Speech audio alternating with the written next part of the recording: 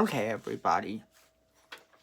So, a little bit later in the video, we will be talking about, did Kevin Smith lie to us about Masters of the Universe?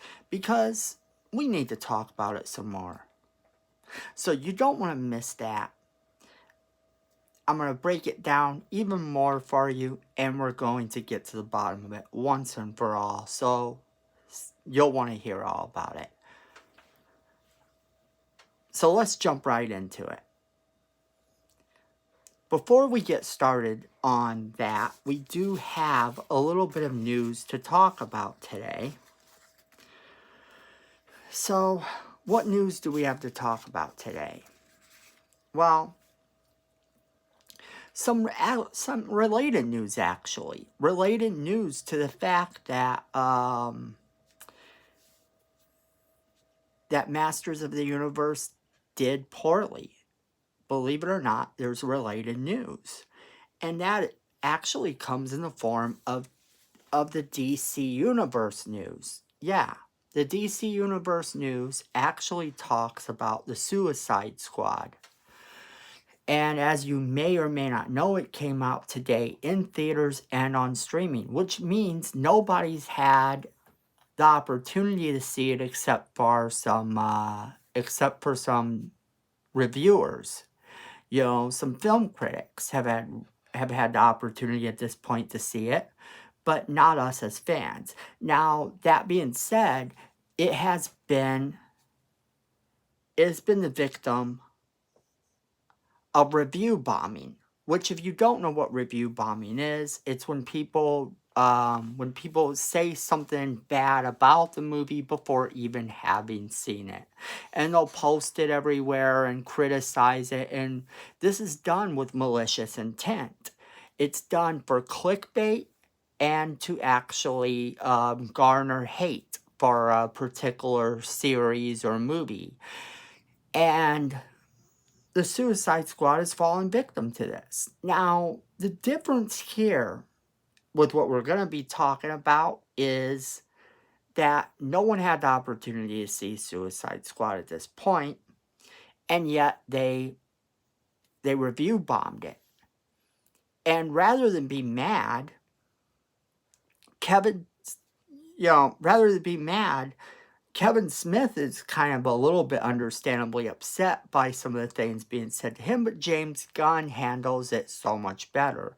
James Gunn actually says that, as far as he's seen, fans have been nothing but nice to him, which actually presents me with a theory of mine. I have this theory that people who do videos and talk about everything they hate are in fact fans of everything that they're claiming they're not fans of. And the reason they pretend not to be fans is hate. Hate sells. See, I have a cute puppy in the video, and I talk about fandom in a nice way.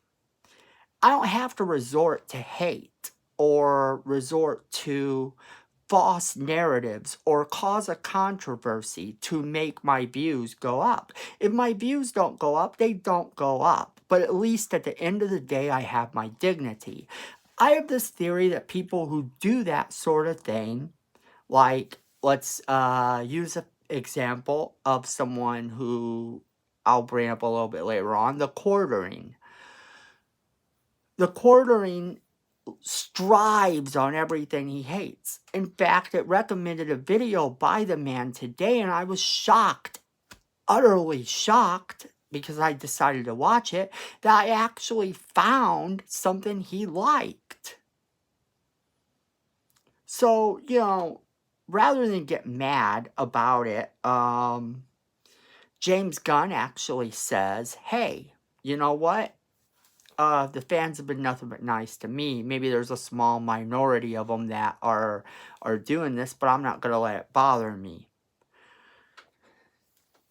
And that brings me to a good point, okay? That brings us into a topic. So let's examine this for a fraction of a second, okay? James Gunn is worth $50 million. So, look, James Gunn is doing this movie because he likes doing movies. He likes making film.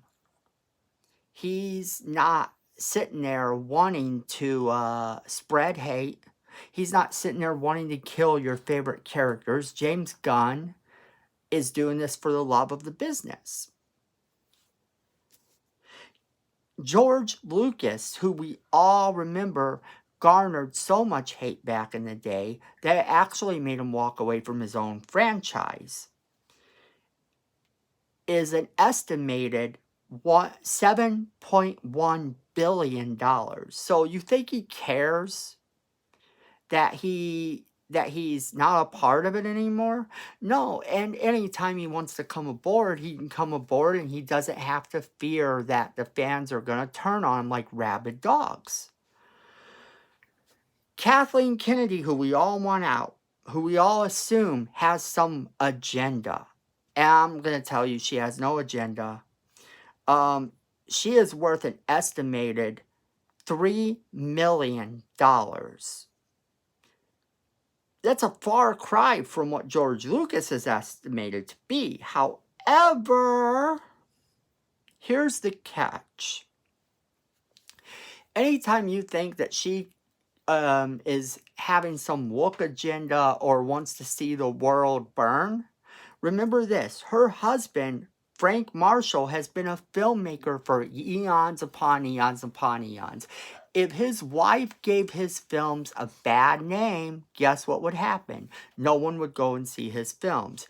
And yet, that man today is worth $9.4 billion. $9.4 billion. Now, that means that total, their combined income is $9,700,000,000. $9,700,000,000. And you mean to tell me that they care to be making films for some agenda? No.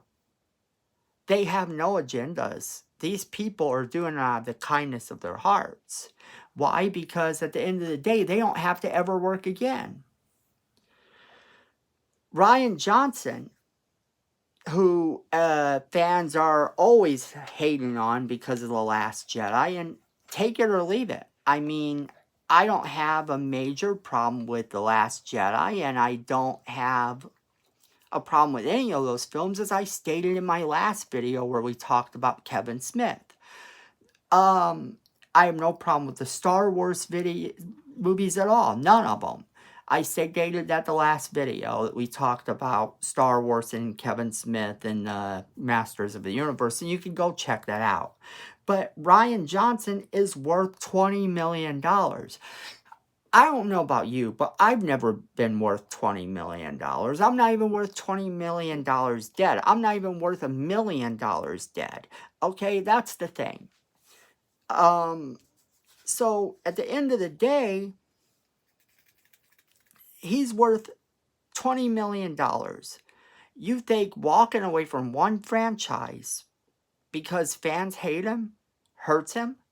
Now, could he have handled things a better way? Could Kevin Smith have handled things a better way? Yes, both of them could handle things a little bit better.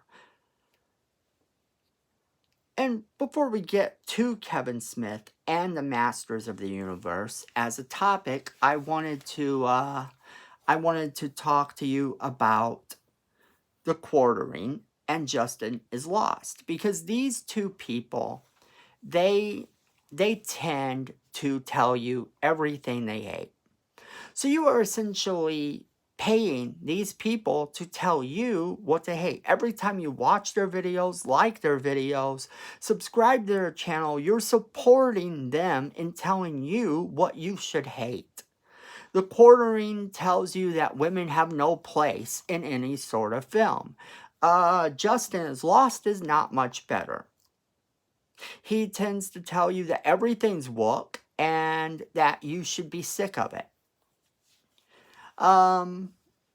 Now, Jeremy Humbly, aka The Quartering, is worth $1.4 million. That's right. This is a YouTuber that's worth $1.4 million, and he's earned this money by telling you what to hate. He's earned this money by being negative about everything, trashing every project, spreading false news, false narratives, screaming about wokeism, and was wokeism a word? It should be a word. Yeah. Screaming about wokeness in films and all this other stuff. And every time you like, subscribe, and watch his stuff, you're paying this dude. He's getting paid to spread hate, lies, and deception and dissension among the fandoms. Same for Justin is Lost. And that kid looks no more than about 17 or 18 years old, and guess what? He is worth an estimated $70,000. Yeah, that's what I said. That's exactly what I said. That kid is worth $70,000. There's something not right about that. Yeah, there's something not right about that. This kid is worth that much money telling you just what to hate. Do you see a problem here, people? You're paying these people essentially to spread lies, cause dissension among your fandoms, and destroy them from within, to sour your view on what you like. Star Wars Theory talks about what he likes. Now, I don't always agree with everything Star Wars Theory says, but at the end of the day, I'll tell you what, he seems to be an honest person. When he don't like something, he's like, hey, I don't like this. Now, I actually heard his view changed on The Last Jedi. At first, he praised the film, and then all of a sudden, he didn't. I don't know how much truth there is to that, whether he praised the film at first or not, but I do know since then he's been an avid hater of the sequels. But you know what? So what? He still talks about what he likes. And he is worth $1.04 million. $1.4 million. Okay, so let's put this in perspective. If he's worth that much, and The Quartering is worth about that much, doesn't it stand to reason that it doesn't matter if you're spreading hate or if you're actually talking nice about fandoms? Wouldn't it be better to have your dignity at the end of the day and spread love and talk about things nicely than it is to make up lies and cause clickbait? Which brings us to today's topic. Kevin Smith is worth $25 million. You know what this means? At the end of the day, Kevin Smith doesn't have to worry. He doesn't have to be concerned about, whether or not you like his stuff. And that means if he's not concerned with whether you like his stuff, then he doesn't have to do it. And guess what? If he doesn't have to do it, then he's probably also doing it out of the pure love of the art, which no creator should ever be doing it for any other reason. If you're doing something only for fame, stop. Because fame is fleeting, and fame doesn't mean anything. And there's been several actors who have been asked the question, what would you do if you weren't acting? And they said, I'd be happier. But the fact is that they need acting in their life. They need that creativity people who do creative things need the creativity in their life. They're doing it for the love of the art. So when you sit here and you talk about Kevin Smith hating the fans and hating He-Man and setting out to destroy it because of some woke feminist agenda that he's adopted, you know, you have to ask yourself why. Why would he do this? Why would he do this? Okay? And you have to look at it from this perspective. Kevin Smith didn't lie to you about the Masters of the Universe series being about He-Man. It is about He-Man. Let's make this really abundantly clear, because last time apparently it wasn't clear enough. It is about He-Man. Without He-Man, there is no plot. There is no plot going on without him. He drives the central plot of what we got in the first 5 episodes, just as he will drive the central plot of what we got in the next 5 episodes.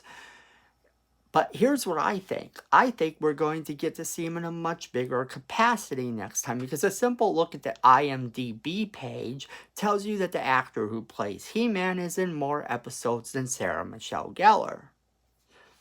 Okay, well, guess what? That means we're going to get a couple episodes with Sarah Michelle Gellar not even in it. So how can it be a Tila show? And I know the rumor that it's going to be an Evil Lynn show this time, and guess what? Don't care. Because if they give us a good story, and these stories are based on a single story that, is supposed to bring things forward in a direction where He-Man's going to be more powerful, where we're going to get some real threats to some situations. You see Skeletor actually causing a problem this time, rather than being this wisecracking children's cartoon. Which, okay, there's the other thing. We're talking about a toy company that put out some comic books with each toy. You also have a comic book company that expanded upon comic books, and actually He-Man didn't appear in every single comic book for a big role. I'm sure he appeared in about 99% of them. But there was probably 1 or 2 in that long run of comic books that we didn't get to see He-Man in. Then, also, you have to realize this. At the end of the day, He-Man, the cartoon from the 80s, was a children's show.